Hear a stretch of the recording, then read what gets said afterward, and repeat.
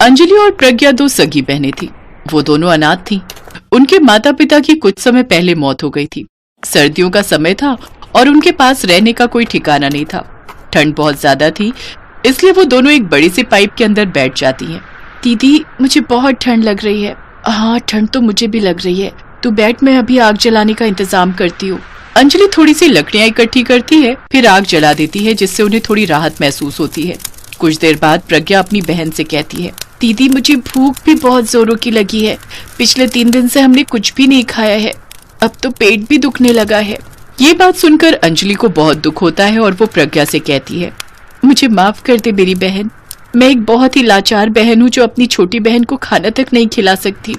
अंजलि उसे पानी पिलाकर सुला देती है। उसके सोने के बाद अंजलि खाने की तलाश में निकल जाती है। कुछ दूर चलने पर वो एक ठेले के पास पहुंचती है। अंकल, मुझे बहुत जोरों की भूख लगी है, कुछ खाने को दे दो। मेरी छोटी बहन भूख से तड़पते हुए सो गई है। आप मुझे 2 अंडे उधार दे दो, मैं आपको पैसे बाद में दे दूंगी। अबे जा, यहाँ क्या मैंने फोकट की दुकान खोल रखी है जो मुफ्त में खिलाता फिरूं? हैं? अरे तेरे जैसे लोग यहाँ बहुत आते हैं। मेरे ठेले पर सिर्फ उसे ही खाने को मिलता है जो पैसे देता है। भिखारियों के लिए यहाँ कोई जगह नहीं है। अंजलि उदास मन से वापस उस पाइप में आकर बैठ जाती है और अपनी भूखी सोई हुई बहन की तरफ देखती है। फिर वो भी उसके साथ वहीं पर सो जाती है। सोते हुए अंजलि को एक सपना आता है, जैसे उसका सर उसकी माँ की गोद में है। उठो बेटी, देखो तुम्हारी माँ आई है। माँ, तुम आ गई। अच्छा हुआ तुम आ गई। आपको पता है आपके जाने के बाद ताया ताई जी ने हमारे साथ कितना बुरा किया। उन दोनों ने धोखे से हमारा घर छीन लिया और हम दोनों को दर दर की ठोकरें खाने के लिए छोड़ दिया। हम भूखे प्यासे यहाँ वहाँ भटक रहे हैं। बेटी, इस दुनिया में कोई किसी की मदद नहीं करता। सबको अपनी मदद खुद ही करनी पड़ती है। अब तुम्हें भी अपनी और अपनी बहन की जिंदगी संवारने के लिए मेहनत करनी पड़ेगी। मैं तुम्हें एक जरूरी बात बताने आई हूँ। जिस घर में हम रहते थे उसके पीछे एक पीपल का पेड़ है। तुम उस पेड़ के पास जाना, वहां एक बड़ा पत्थर है। तुम उसे हटाना और उसके नीचे की जमीन को खोदना। वहां हमने एक छोटा संदूक रखा है जिसमें हमने कुछ पैसे तुम दोनों के भविष्य के लिए रखे थे। तुम उन पैसों को ले लेना और उससे कोई काम शुरू करना। ठीक है माँ, आप जैसा कह रही हो मैं वैसा ही करूंगी। माँ, जब से आप और बाबा गए हो तब से हम दोनों को आपकी बहुत याद आती है। आप जब अपने हाथ से हमें अंडा डोसा बनाकर खिलाती थी, वो पल हमारे लिए सबसे अच्छा पल होता था। आप दोनों फिर से हमारे पास लौट आओ ना माँ। फिर अचानक से सुबह हो जाती है और अंजलि की आंख खुलती है। वो देखती है तो उसकी माँ वहां नहीं होती। माँ, माँ! तभी प्रज्ञा भी जाग जाती है। अंजलि उसे अपने सपने की सारी बात बताती है। फिर वो दोनों अपने घर की तरफ जाती हैं और उसके पीछे लगे पीपल के पेड़ के पास जो बड़ा सा पत्थर था उसे हटाती हैं और उस जमीन पर खोदना शुरू कर देती हैं। खोदने के कुछ देर बाद उसे एक छोटा सा संदूक मिलता है जिसमें कुछ पैसे रखे होते हैं। ये देखो प्रज्ञा, माँ ने जो सपने में कहा था वो सच में कहा था। ये पैसे माँ और बाबा ने हम दोनों के लिए जोड़कर रखे हुए थे। ये हमारे बहुत काम आएंगे। आओ, अब हम इन पैसों से खुद का कोई काम शुरू करेंगे। फिर वो दोनों बाजार जाती हैं और पेट भरकर खाना खाती हैं। फिर जहाँ वो बाजार में देखती हैं कि वहाँ बहुत सारी तरह तरह की दुकानें हैं। यहाँ तो हर जगह अंडा या आलू का डोसा है, कहीं चाउमीन तो कहीं समोसा है। कुछ समझ नहीं आ रहा हम क्या शुरू करें। दीदी, आपको याद है माँ कितना अच्छा अंडा डोसा बनाया करती थी? अगर हम भी माँ की तरह ही अंडा डोसा बनाए तो क्या पता सबको बहुत पसंद आ जाए।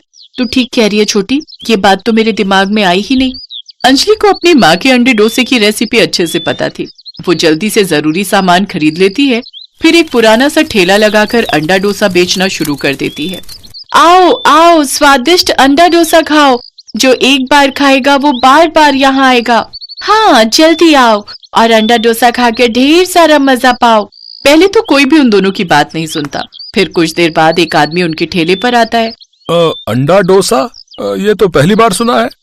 जरा बनाकर खिलाओ तो कैसा है ये अंडा डोसा? अंजलि उसे अंडा डोसा बनाकर देती है, जिसे खाने के बाद वो आदमी कहता है, वाह, ये तो बहुत मजेदार है भाई। बस हल्का तीखा होता तो और मजेदार होता। इसके बाद अंजलि अपने डोसे और अंडे को थोड़ा और तीखा बनाती है और सांभर भी थोड़ा चटपटा बनाती है। कुछ ही देर में उसके पास लोग आना शुरू होते हैं और उसके स्वादिष्ट अंडा डोसा खाकर सब बहुत खुश होते हैं। हर कोई ग्राहक एक प्लेट के बाद दूसरी प्लेट और कुछ तो तीसरी प्लेट भी खा जाते। उस दिन दोनों बहनों की अच्छी कमाई होती है। अब तो हर रोज वो अंडा डोसा का ठेला लगाती और अच्छी कमाई करती। एक शाम जब उनके सारे अंडा डोसा बिक गए तो आखिर में एक बूढ़ी माँ आती है।